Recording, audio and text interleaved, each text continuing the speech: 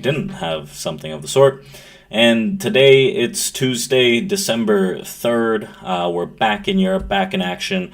And as you guys may or may not have seen, Enron released this video, right? This was released yesterday, right? We're back. Can we talk? So is Enron back, or what's going on? Do they want in on this bull market, or how we doing?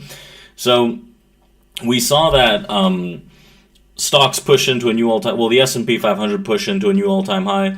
Apple and mega cap tech strength masking weakness under the surface. Meanwhile, the story of the day was the infamous returning move from Enron, an alleged crypto scam, quote unquote.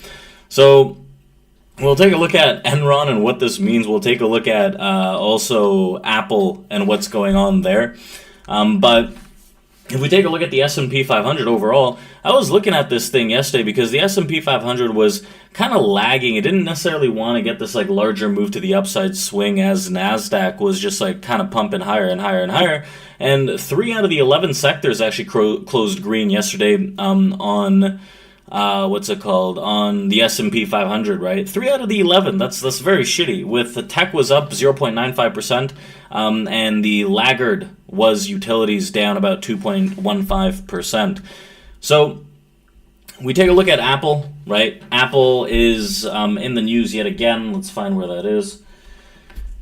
Apple making new all-time highs. Nice little press to the upside. Apple holding a new auction higher and higher. Mega cap stocks were on the move during the first trading day of December, with Apple leading the charge by hitting a new all-time high. And remember, Apple, the company we were all worried about because it lacked innovation, quote unquote, according to many people out there. Also, Warren Buffett from Berkshire Hathaway sold a massive portion of its shares.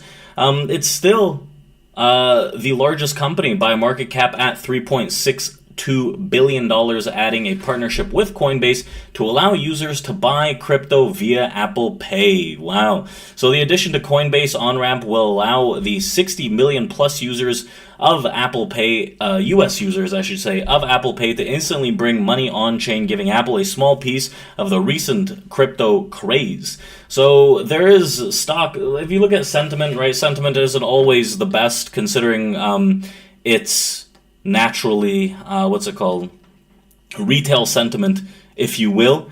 It's not necessarily always the best, but you have stock twits that are pushing extremely bullish territory on Apple into 2025, looking at $250 a share. It's not very far, honestly, so it doesn't seem that outrageous, but again, the retail sentiment isn't necessarily something that we want to run by and go by. So meanwhile, shares of Nvidia and other semiconductors recovered as the sector digested the latest round of U.S. curbs on chip technologies exports to China. Still, Nvidia remains in a holding pattern after 2 beat and raise earnings. Reports left prices stagnant near their all-time highs. One chip that did move was Supermicro Computers, which jumped 29%. That's very significant. After its special committee found no evidence of misconduct. It also appointed a new chief accounting officer and began the process of replacing its current CFO. Although Supermicro Computers, right, what was the what was it called again? Supermicro, forget the SMCI, the ticker, there's a ticker. Pretty nice sweep higher after a pretty strong decline with a split naturally. The thing was trading, I can't even remember, but very up there. Wait, what is this? This isn't what I was looking for. This is some... There we go. So, I don't know when they split. It should pop up here. There we go. Was it 10 for 1 or something of the sort? Yeah, 10 for 1, 1st of October. Now up pretty aggressively. A lot of people account this thing out, right? It looked pretty overhyped at this point. But although the Supermicro's new audit, BDO, has not yet certified the company's filings or publicly addressed previous auditors' concerns, people are taking the special committee's reports and actions at face value for now, necessarily. So, again, right, the retail sentiment for Supermicro Computers does lean towards the bull side, right? They see a little pop and they're like, ooh, it's time to buy. So you gotta be cautious about that. So let's talk about Enron. Is Enron back? The infamous energy and commodity conglomerate was once the largest company bankruptcy in the U.S. December 2nd, 2001, 2001. So the largest largest bankruptcy, and 23 years later on the dot, they drop a video here on Twitter. Right, you guys, I don't know if you've seen it or not. So given how crazy the markets have been recently, we can't necessarily be surprised that supposedly Enron is back 23 years later, announcing that it is something very special to introduce next week. It made its entrance into the world via an X post, a 1 minute long video alluding to rapidly changing future that Enron is going to be a major part of. So is the company back to make amends for past transgressions and develop the world's next great public service? Who necessarily really knows? This doesn't necessarily seem like that is the case. Its press release says that it will save global energy crisis and that decentralized technology will play a role in the new ventures. Lofty goals indeed. You can read what they dropped about 18 hours ago, right? This on Twitter. Enron Corporation announcers relaunch with a vision to solve global energy crisis. Now, you got to take into consideration the Enron, what was it? Image rights. Where was it? Can't remember where I saw this news article, but like I guess image or whatnot from Enron was bought years ago. Here we go. Publicly available documents show that Arkansas-based LLC called the College Company bought the Enron trademark in 2020 for $275.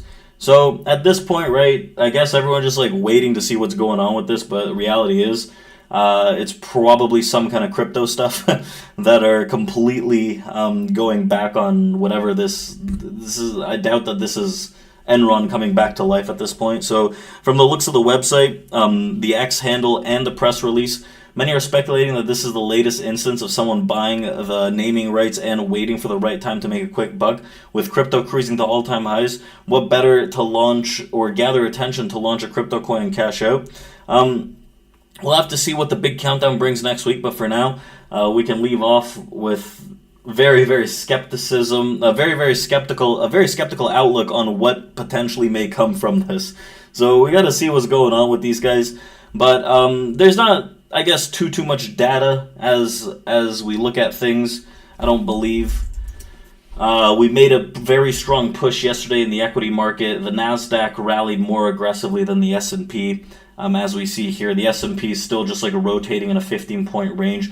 I do like the bull side in these, but I think that we might have to pull down a little lower. Nasdaq at a key distribution top, S&P at all-time highs. If we pull down a little, I think that buyers can come and try to sweep this thing higher. I'm not necessarily that much of a bear. I think that we just hold into these highs before we get a nice Santa Claus rally into the end of the year. A lot of people are trying to call the tops on this. Listen, this is the second test on NASDAQ into this distribution and balance to the upside swing. So this is the chance. This is the chance they get for the buy side to come in and just start sweeping higher, 21,300 to break. I'm looking at 21, 30-ish on NASDAQ, looking at 60, 50, 45 on the SPOOs. You have this huge area into the mid-30s that we are expecting to hold this balance high. But in terms of news, Jolt's job openings that come out today at 10 a.m. Eastern. In terms of other news, not really too much tomorrow, so I think everyone's just waiting on what we have with non-farms that come out on Friday. So I think that dips try to get bought up on today's session on both these assets. S&P not looking as sexy, so I'd be more cautious on the S&P if you're trying to get along these SPOOs. I think NASDAQ might be the more playable market with the lower volatility and lower volume. You have 116,000 contracts that have traded so far on the S&P here pre-market, which that's a pretty shit. So let's open up our live trading room. I'll see you guys in there, and let's see what we got cooking for the week ahead.